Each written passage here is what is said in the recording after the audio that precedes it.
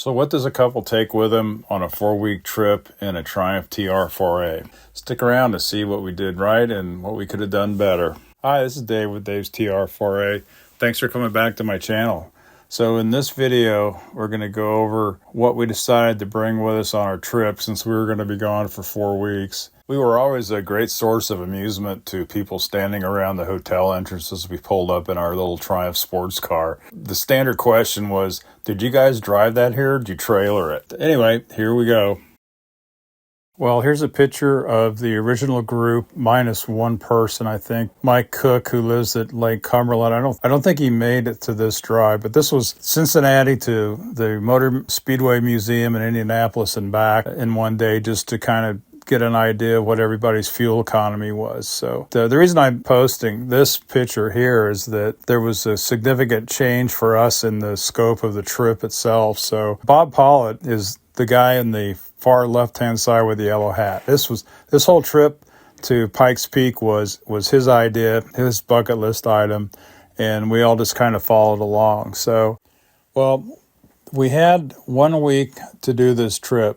Bob Pollitt still works, so he had 1 week of vacation that he wanted to use to do this trip. So what we were going to do is leave bright and early, the first chance we got on his first weekend off before his vacation, and drive all the way to Kansas City in one day. That's like 600 miles, basically halfway. And then get up bright and early in the morning and drive the rest of the way to Manitou Springs, Colorado, which is real close to Pikes Peak. It's 20 miles or something like that. You can actually see the peak from the hotel. There's other things we could do there too, because that's just one day. So we decided we were going to try to drive to Aspen, Colorado, through Independence Pass, try to go up Mount Evans, which is the highest paved road in the continental United States.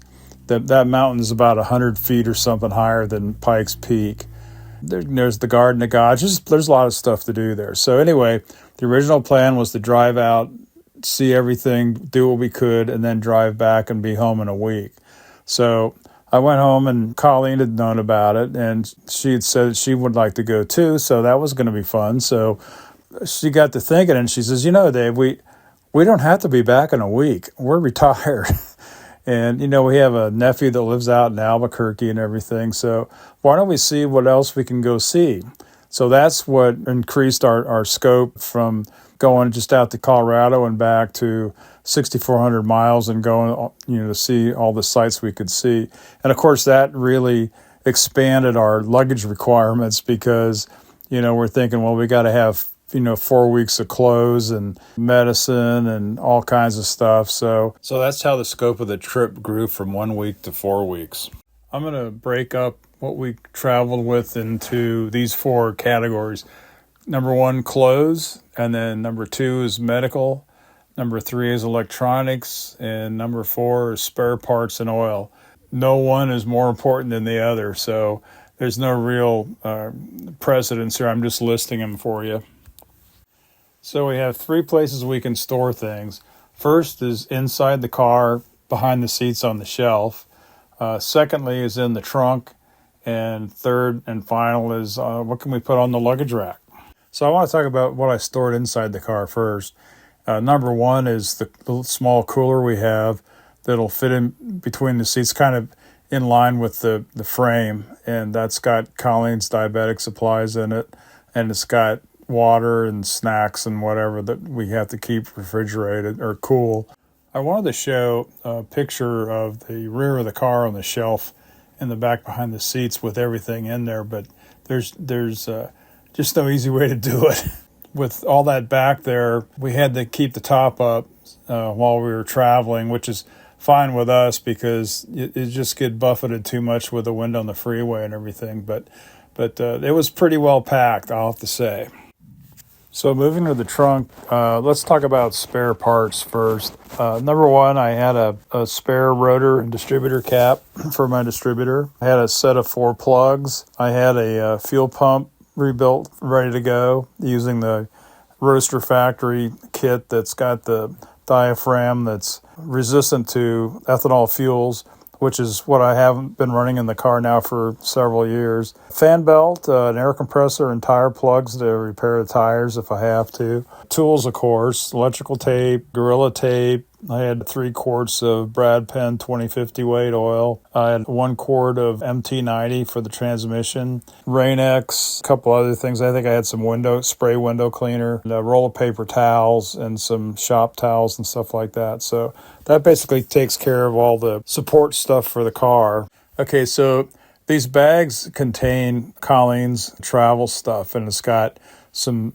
travel bags in there and whatnot. And I just put them in garbage bags to kind of protect them from the dust and dirt and water and whatever else can get to them in the trunk of the car as we drive, because you never know what kind of weather you're going to go through. So this falls in the category of things we could have done better. Number one, you don't need to bring 4 weeks of clothes if you're going to be out on the road for 4 weeks.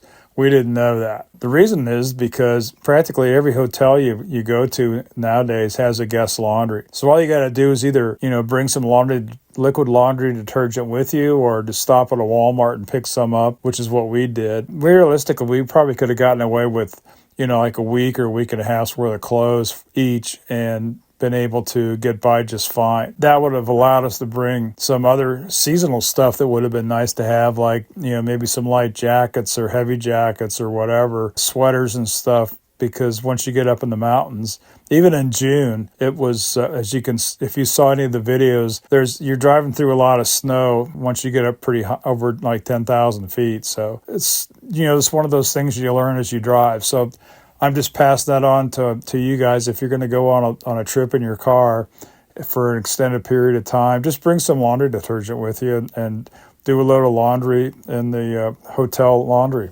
I have a luggage rack for the car that's removable. It has 2 brackets that go underneath the hinges at the top of the trunk, and then there's 2 little tabs that go behind the license plate, the top 2 license plate holding bolts to hold it on. So it takes, 5 or 10 minutes to put it on or take it off. So, but I've just kind of left it on the car here. But I've had this since 2017, I think it was, or 2018, whenever it was the first time I went to the vintage car races at Pitt Raceway in Cranberry, Pennsylvania. Our son bought this little item for us before we left on our trip, and it's really was a awesome travel bag. It's rubberized. It's about 3 feet long and about 2 feet wide at the bottom. It's got like a little pad on the bottom of it, like a rectangular pad, so it's flat when you sit it on a flat surface. And it's probably about 2 feet tall, I guess, when it's fully open. And you can just put a ton of stuff in this thing. It's amazing.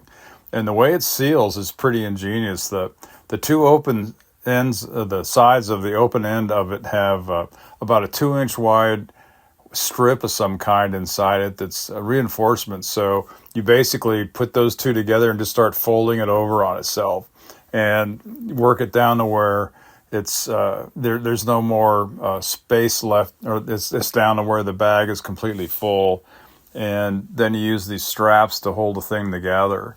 And it, like I said, you just put a ton of stuff in this thing. So this kind of really saved us, because all of my stuff went in this, medicines included, clothes and everything. So it's just if you want to go on a trip in your sports car and you got a luggage rack, you definitely need to get one of these. So it just worked out super.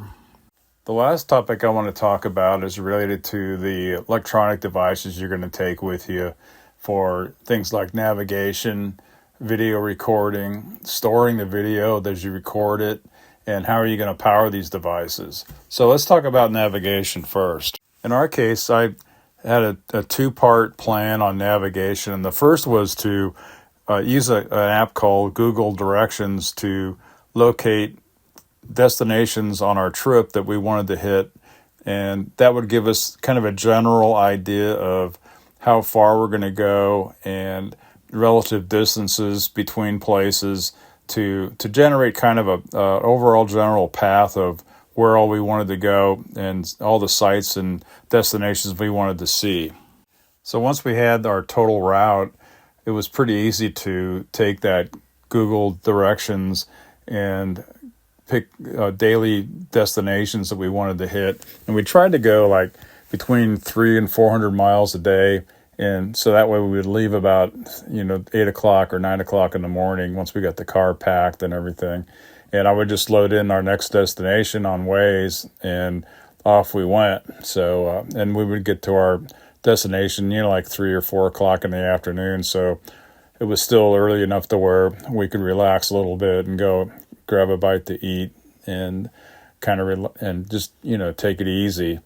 But yeah, it worked out real well. And then what I actually did was I created one of these maps for each day. And then that was in a PDF file that I just had on my phone. So, we'd pack the car, I'd check the oil and all that stuff. We'd get it car warmed up. And while that was happening, I would just take my phone and load in the next destination to our next hotel and just drive from one destination to the next. Now, as far as navigation apps, there's a lot of them out there, and you probably already are using one. If you have an iPhone, they have Apple Maps, which is pretty good. We used Waze. It worked out pretty well, and our phone is Bluetooth enabled into the radio of the car, so we could get directions and stuff right through the radio. I have speakers in the seats of my car, so it was pretty easy to follow directions, and you just kind of hold the phone just to see where Colleen did a lot of that, so she was navigator. So, but yeah, that worked out pretty well. Video recording. This has been my bane of existence for traveling in the car for years, and although on the good side, I've got a solution. So if you stick with me, you'll be able to save yourself a lot of anguish and frustration. From my experience videoing on a trip in a car, I'm going to break it down into 3 categories. The first one is selecting a camera. The second one is where are you going to mount the camera? And the third one is how are you going to power the camera? Well, before I talk about my camera selection history, I just want to throw out the fact that I'm certainly no expert on this topic. All I have is my own experiences that I'm passing on to you guys. So if you're really interested in doing this, I would strongly suggest that you get on YouTube and do some searches on action cameras. There's just a ton of good video out there of very comprehensive comparisons between different cameras, what's good about them, what's bad about them. Take this with a grain of salt. Like I said, this is just my experiences and what I have used in the past, what I'm using now. So anyway, let's get on to cameras. Here's the first camera I bought. It's a Hero 4. I've had this for about 7 years, I guess. It worked okay. The cost was about $400 new. I guess the good thing about it is it's small, and I could mount it in a case. There was a lot of accessories you could buy with suction mounts to mount it on the car. The bad news is it would overheat and just stop. Because of the way I had the thing mounted, I could never tell if it was working or not until I took camera out to download the files and find out that half of them are missing. And the other thing was that it's battery powered. Well, they all are battery powered, and I hadn't really come up with a way to power them externally yet. So anyway, it was an okay camera for a start. Here's a camera that I use today, and I couldn't be happier with it. This is made by DJI, the company that makes all the drones and everything. This is called an action camera, and they make a Osmo 2 and an Osmo 3 and an Osmo 4 now. So this is about 4 generations back, but I couldn't be happier with it. It's got a lot of neat features on it. It has auto stabilization, so I can mount it in the car, and the car can be bouncing around like this. The picture is rock solid. It's totally a software enhancement they do. I can mount the camera this way, or I can mount it upside down, and it'll automatically rotate the video so it's right side up. It's got an integral mount into it here, so I can just mount it into the car. And we'll get to the mounting and stuff in a little bit. But this is an awesome camera. I couldn't be happier with it. There's a couple other ones out there now that are pretty good, but Generally, I would stay away from the GoPros. They tend to overheat a lot, and this one doesn't. Nothing's more frustrating getting the end of your day and you download the videos only to find out that you only have about 2 or 3 hours worth of video of your trip, and you've been driving for a whole day. Go with one of these if you can. And again, you don't have to buy new. They work just fine. So, like I said, this one was right $400 new, but I bought it for $200 from a guy that was upgrading his camera. So, and it has a display on the back too. Let's see if I'm going to turn it on here. Oh, and then it's got some neat features. It has like voice control. So, like I can say, start recording, and it'll start recording. See the red light? I can say stop recording, and I can also say shut down, and it'll turn off. So this can be in the car, and I can just tell it commands, and it'll do them. I don't have to reach up and take my eyes off the road or anything. So it's pretty cool. The next thing I want to talk about is how are you going to mount the camera on the car? Do you mount it inside the car? Do you mount it outside? What are the pros and cons? So let's get into that now. So since I'm going kind of an evolutionary flow here, I'm going to start with outside camera mounts. Here's a shot of the camera setup that I used on our trip out west to go Pikes Peak and all that. I had just a mount on the fender, a suction cup, and I also had, you can see the cable for the battery going into the side of the case. I just kind of cut a hole in the side there. And then I had a battery, I'll show you that here in a little bit, where I plugged it into the other end of the cable and just powered it. And I basically just stuck the battery in the little map pocket in the driver's side door. So it was a pretty clean, easy install.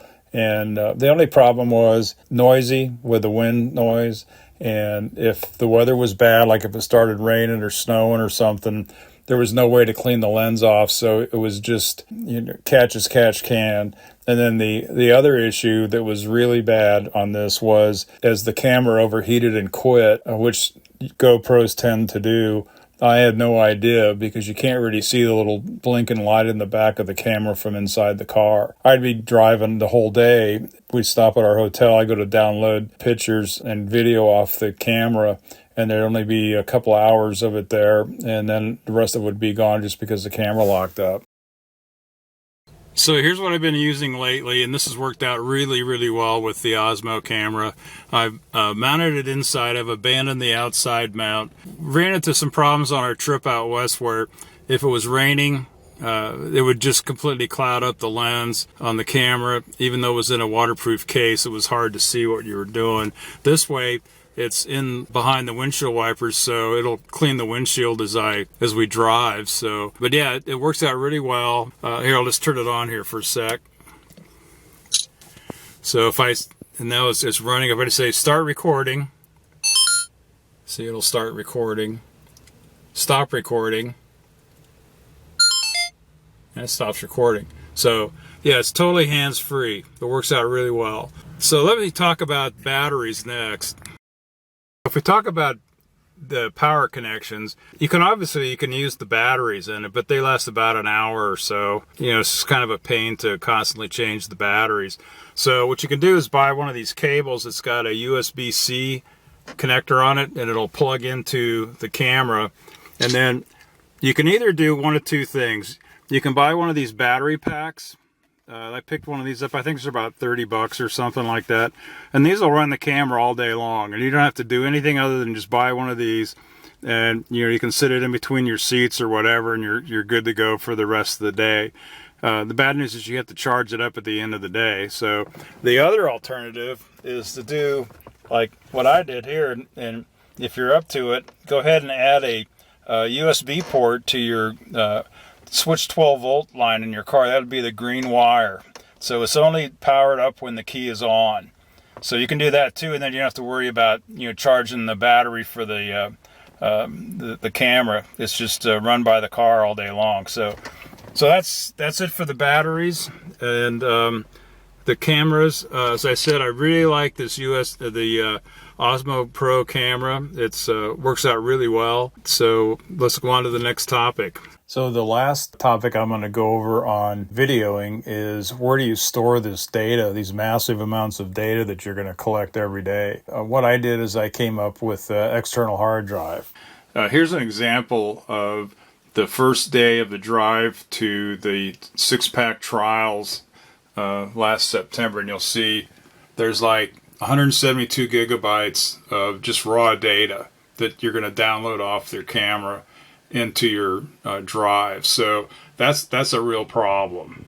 So I brought along my laptop to be able to do daily downloads of data from the camera to the storage device, which was, for the first part of the trip, was the 1 terabyte hard drive in my laptop. So, but that ran out of space pretty quickly.